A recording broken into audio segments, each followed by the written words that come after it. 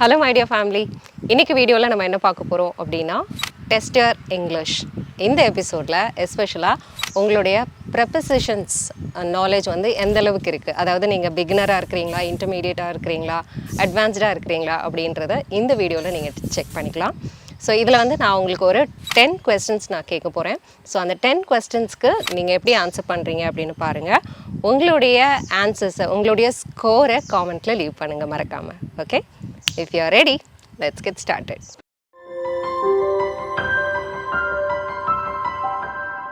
Stop learning, never stop growing, never stop seeking the brightest star. Okay, here is a gap filling exercise for you. இன்னைக்கு gap filling exerciseல just preposition ஓட usage மட்டும் தான் நம்ம பார்க்க போறோம். இதுல உங்களுக்கு வந்து ஆப்ஷன்ஸ் வந்து ஆல்ரெடி இருக்கு. இந்த ஆப்ஷன்ல ஒரு சென்டென்ஸ்க்கும் ஏத்த மாதிரியான prepositions நீங்க பிக் பண்ணி ஆன்சர் பண்ணணும். Okay, let's get started. The airplane flew the building. The boy is sitting the blackboard. Next one, the mouse is hiding the can. Ravi is standing Avinash. The cat is the tree. Let's move on to the next one. There is a ball, that's the well. There is a bank, my house. Next one, the crow is flying the tree. Next one, pencil is kept the book. The last and final one is I saw the moon, the roof. Okay, so out of 10 உங்களோட score என்ன அப்படின்றத check பண்ணிடலாம். நான் இப்போ answers நான் உங்களுக்கு சொல்ல போகிறேன். டூஸ் அண்ட் டோன்ட்ஸ் இங்கே என்ன போடணும் என்ன போடக்கூடாது அப்படின்னு சொல்லி பார்க்கலாம். So the first one is the airplane flew the building அப்படின்னு சொல்லி கொடுத்துருந்தது. இங்கே வந்து உங்களுக்கு ஆப்ஷன்ஸ் என்ன கொடுத்துருக்குன்னா in, under, in front of, over, on, above, next to, behind. These are the prepositions. So இதில் நம்ம இங்கே என்ன யூஸ் பண்ணலாம் அப்படின்னா the airplane flew over the building அப்படின்னு சொல்லணும். The airplane flew over the building. Flight வந்து பில்டிங்க்கு மேலே பறந்து போச்சு அப்படின்றதான் இந்த சென்டென்ஸோட மீனிங். இப்போ மேலே அப்படின்னு சொல்லும்போது ஆன், அபவ், ஓவர் இது மூணுமே யூஸ் பண்ணிக்கலாம். இது நம்ம ஆல்ரெடி ஒரு வீடியோவில் நான் உங்களுக்கு எக்ஸ்பிளைன் பண்ணியிருக்கேன். தேநீர் இடைவேளை இன்டர்வியூ யாரெல்லாம் பார்த்துருந்தீங்களோ அந்த இன்டர்வியூலையும் நான் இதை நான் எக்ஸ்பிளைன் பண்ணியிருந்திருப்பேன். பிரகதீஷ் வந்து இதை கொஸ்டினாக கேட்டிருந்தாரு. லைக் ஆன் அப்படின்றது ஒரு ஆப்ஜெக்ட் மேலே இன்னொரு ஆப்ஜெக்ட் டச் பண்ணுற மாதிரி பொசிஷனில் இருந்தது அப்படின்னா ஆன் யூஸ் பண்ணணும். அபவ் அப்படின்றது மேலேன்ற மீனிங்கில் தான் மூணுமே நம்ம யூஸ் பண்ணுறோம். ஆன், அபவ், ஓவர் எல்லாமே. ஸோ இங்கே வந்துட்டு அபவ் அப்படின்றது ஒரு ஆப்ஜெக்ட் இன்னொரு ஆப்ஜெக்ட்டை டச் பண்ணாமல் ஹையர் பொசிஷனில் இருக்கும்போது அபவ் யூஸ் பண்ணணும் அப்படின்னு பார்த்துருக்கோம். ஓவர் அப்படின்றது மோஷனில் இருந்தது, மூவபிளாக இருந்தது அப்படின்னா ஓவர் யூஸ் பண்ணணும். The flight flew over the building இங்கே வந்து ஆக்ஷனில் இருக்கிறது அப்படின்றதுனால மேலே பறந்து போச்சு. Over the building is the right answer. So number 2 in our list is the boy is sitting the blackboard அப்படின்னு பார்த்தோம். இங்கே the boy is sitting in front of the blackboard அப்படின்னு சொல்லலாம். நம்மளுடைய ஆப்ஷன்ஸில் இங்கே வந்து எது ஃபிட் ஆகும் அப்படின்னா in front of அப்படின்ற ப்ரெபசிஷன். in front of the blackboard. அந்த பையன் வந்து blackboard முன்னாடி உட்காந்துருந்தான் அப்படின்னு சொல்கிறது. Okay, let's move on to the next one. The mouse is hiding behind the can அப்படின்னு சொல்லலாம்.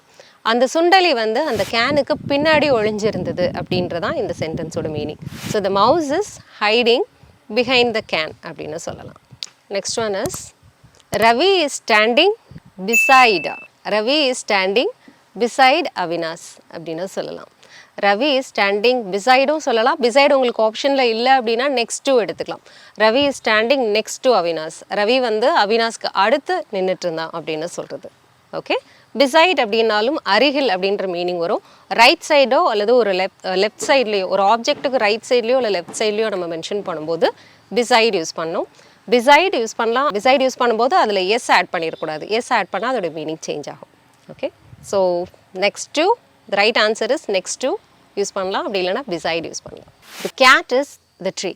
இதோடைய ஆன்சர் என்ன அப்படின்னா the cat is under the tree அப்படின்னு சொல்லலாம். பூனை மரத்திற்கு அடியில் இருக்குது அப்படின்றதான் இந்த சென்டென்ஸோட மீனிங். ஸோ அடியில் அப்படின்னு சொல்லும்போது அண்டர் அப்படின்ற ப்ரெபசிஷன் நம்ம யூஸ் பண்ணுவோம். Okay, there is a ball in the well அப்படின்னு சொல்லணும். கிணத்துக்குள்ளே ஒரு பந்து இருக்குது அப்படின்னு சொல்கிறது. there is a ball in the well.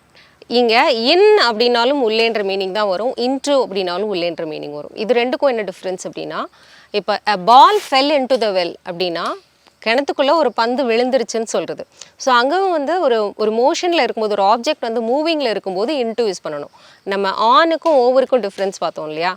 மேலே பறந்துட்டு இருந்தது அப்படின்னு சொல்லும்போது மூவிங்கில் இருக்குன்னு சொல்லும்போது ஓவர் யூஸ் பண்ணணும் அப்படின்னு சொல்லி பார்த்துருக்கோம். அதே மாதிரி இன் அப்படின்றது ரெஸ்ட் பொசிஷனில் இருக்கும்போது உள்ளேன்னு சொல்லும்போது இன் யூஸ் பண்ணுவோம்.